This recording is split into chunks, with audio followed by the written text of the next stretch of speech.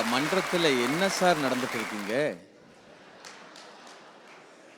ஏன் உங்களுக்கு இப்படி சந்தேகம்?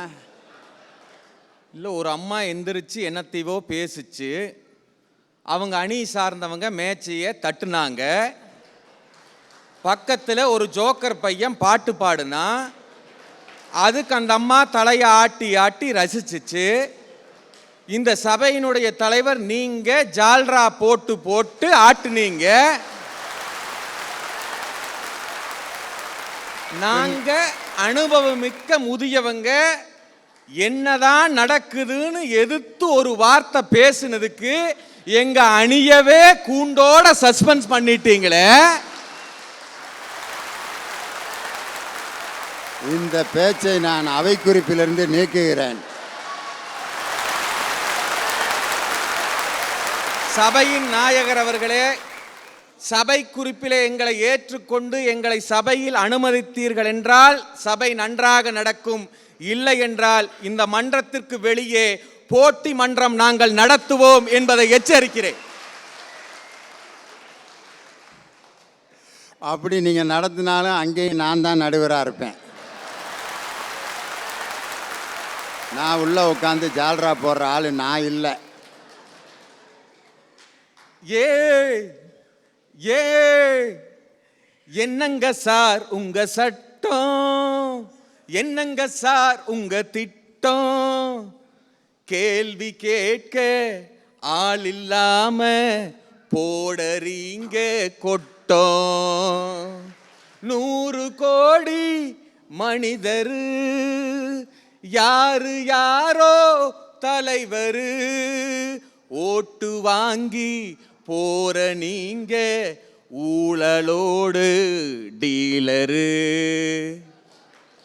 இது நான் சொல்லல, அங்க ஒரு ஜோக்கர் மாற இது ஜோக்கருங்கிற ஒரு படத்துல சொன்னது. இல்லை, எனக்கு என்ன வருத்தம்னா எதிரணி தலைவர் வந்தாரு, எங்களை சொன்னாரு எதிரி அணி எதிரி அணின்னு சொன்னாரு. நாங்க தாயா திரும்ப திரும்ப சொல்றோம், நாங்க எதிரி அணி அல்ல, எதிரணியாத்தா இருப்போம், எதிரணியாத்தா இருப்போம்னு சொல்றமே, கேட்க மாட்டேங்கிறீங்களே. நான் யதார்த்தமா சொல்லுகிறேங்க, அனுபவ முதிர்ச்சி என்பது வாழ்க்கையோடு ஒட்டி வருவது, கற்பனை என்பது வாழ்க்கைக்கே எட்டாக்கணியாக இருப்பது. எங்க முத்துலன் பேசுறாரு, திரைப்படத்தில் மட்டும் இல்லைங்க, குடும்பத்திலையுமே கற்பனை இருந்தாத்தான் வெற்றி பெற முடியும்னு சொல்றாரு. இவரை பேச்ச கேட்டுட்டு போய் நடுவரவர்களே என் பொண்டாட்டி பார்த்து சொன்னேன், வானத்தில் உள்ள நிலவு எப்படி என் வீட்டுக்குள் புகுந்தது? உன் சிரிப்பு என்ன, மாதுரை முத்துக்களோ அல்லது மாங்கனி கொத்துக்களோன்னு. ஏயா இன்னைக்கு என்ன கொஞ்சம் ஓவரா போச்சா உனக்கு? கொஞ்சம் முடியுமா கற்பனையில? இல்ல அவருதான் கொஞ்சம் முடியுமா? அடுத்தது அருமை சகோதரி சீமா சொல்றாங்க, பெண்ணை வர்ணிப்பதே அந்த காலத்திலிருந்து இந்த காலம் வரை அழகுதான் என்று சொன்னார். அதுல சொல்லிட்டு என்ன சொன்னாங்க, செந்தமிழ் தேன்மொழியாம் சிரிக்கும் மலர்கொடியாமுங்க. மனசாட்சி மேல கை வச்சு பாக்குறவங்க சொல்லுங்க, எந்த பொம்பளைங்க மலர்கொடி மாதிரி இந்த உலகத்தில் இருக்கிறாப்பல? இது நிஜமா? கற்பனைங்கிறதே அத்தனையுமே பொய் தானே நான் கேட்கிறேன். சீமா அவங்கள நினச்சி அந்த பாட்டை படிச்சுவிட்டாங்க. எல்லாம் சீமா மாதிரி இருந்தால் நல்லா தான் இருக்கேன், எல்லாம் பீமா மாதிரில இருக்கு எல்லாம். சிலப்பதிகாரத்தில் அவர் அழகாக சொன்னார், தலை இலை செடி கொடிகள் எல்லாம் கோவலனும் கண்ணையும் வருகின்ற பொழுது வராதே வராதே என்று அசைப்பது போல தன்னுடைய கற்பனையை செலுத்தி இருக்கிறார் என்று சொன்னார். மன்னிக்கவும், அது தெளிவாக சொல்லி இருந்தால் சிலப்பதிகாரமே நடந்திருக்காது. நான் சொல்லுகிறேன், அது வராதே வராதே என்று கொடியசைக்கவில்லை, உன் புருஷங்கிட்ட கால் சிலம்ப தராதே தராதே தராதே என்றுதான்.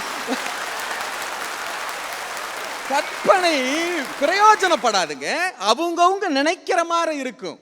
என்னுடைய மாணவன் ஓடி வந்து சொன்னான், சார் எனக்கு கணக்கு பாடம் ரொம்ப பாரமா இருக்கு சார்ன்னு சொன்னான். நான் சொன்னேன், படிக்கிற போது 10ஆம் படிக்கும் போதே நீ பாரம்னு நினைக்க கூடாதா, எல்லா பாடத்தையுமே ஈஸியா எடுத்துக்கிடானே. இல்ல சார் என்னால முடியலன்னு சொன்னா நான் ஒரே வார்த்தை சொன்னேன், உங்க அம்மா செங்கல் சூளையில செங்கல் சுமக்கிறாளே, உங்க அம்மாளுடைய செங்கல் பாரத்தை விடவா உனக்கு கணக்கு பாடம் பாரமாக இருக்கிறது என்று சொன்னேன். அந்த மாணவன் 10ஆம் வகுப்பிலே 100க்கு 98 மதிப்பெண்கள் கணக்கு பாடத்திலே எடுத்திருக்கிறான் என்று சொன்னால், வாழ்க்கையில் 1000 தடைக்கல்லப்பா, தடைக்கல்லும் உனக்கொரு படிக்கல்லப்பா என்கின்ற வரிகள் தான் அவனை படிக்க வைத்திருக்கிறது. பெண்மனது ஆழம் என்று ஆணுக்கு தெரியும், அது பெண்ணுக்கும் தெரியும். அந்த ஆழத்தில் என்ன உண்டு யாருக்குத்தான் தெரியும், அது யாருக்குத்தான் தெரியும். அதில் முத்து இருக்கா முள்ளு கொத்து இருக்கா, அது யாருக்குத்தான் தெரியும் என்று எழுதியிருக்கிறான் என்று சொன்னால், பெண்ணினுடைய மனதிலே என்ன இருக்கிறது என்று இதுவரைக்குமே புரியாது. கற்பனை என்பது, அதீத கற்பனை என்பது கழுகை போல, ஆனால் எங்களுடைய அனுபவ முதிர்ச்சி என்பது காகத்தை போல. கழுகு உயர உயர கற்பனையிலே சிறகடித்தாலும் கூட தான் உண்ண வேண்டும் என்று சொன்னால் அதற்கு மட்டும்தான் உணவை தேடிக்கொள்ளும். ஆனால் எங்களுடைய அனுபவ முதிர்ச்சியான காகம் உண்ண வேண்டும் என்று சொன்னால் அது மட்டும் உங்காது, தன்னோடு இருக்கக்கூடிய எல்லா காகத்தையும் அழைத்து கொண்டுதான் உண்ணும் என்பதை நீங்கள் புரிந்து கொள்ள வேண்டும். நீங்க யோசிச்சு பாருங்க, உலகத்திலேயே எல்லாத்தையும் அணைக்கக்கூடிய உறவு என்ன தெரியுமா? தாய் என்கின்ற உறவுதான். அண்ணன் எதிர்ப்பான், அக்கா தப்பு செய்வாள், மாமன் கூட வெறுப்பான், ஏன் அப்பா கூட வெறுப்பான். ஆனால் என்றைக்குமே வெறுக்காத உறவு ஒன்று இருக்கிறது என்று சொன்னால் அதுதான் தாய் என்கின்ற உறவு. அனுபவ முதிர்ச்சி என்பது சாதாரண விஷயம் அல்ல. காந்தி என்கின்ற ஒரு திரைப்படம் இந்தியாவில் எடுப்பதற்காக வெளிநாட்டு நடிகர் வருகிறார். வந்தவுடன் எனக்கு 1 வாரம் ஷூட்டிங் கேன்சல் பண்ணுங்கள், நான் நடிக்க மாட்டேன் என்று சொல்லுகிறார்.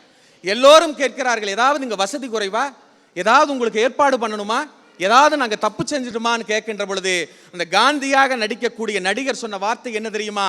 நான் காந்தியாக நடிக்க வேண்டும் என்று சொன்னால் 1 மாதம் காந்தியாக எளிமையாக அந்த அனுபவத்தை நான் பெற வேண்டும், அப்பொழுதுதான் என்னால் காந்தியாக நடிக்க முடியும் என்று வெளிநாட்டு நடிகன் சொல்லுகிறார். இதுதான் அனுபவம் என்பது.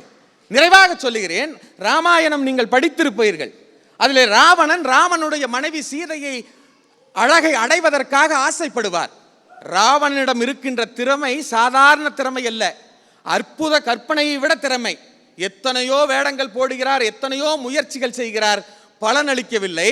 ராவணனை பார்த்து சொல்லுகிறார், இவ்வளவு கற்பனா சக்தி இருக்கின்ற ராவணா, நீ ஏன் ராமனை போல வேடமணியக்கூடாது? ராமனை போல வேடமணிந்தால் எளிமையாக சீதையை அடைய முடியும் அல்லவா என்று கேட்கிறார்கள். அற்புத கற்பனையால் ராவணன் ராமனாக மாறுகிறான்.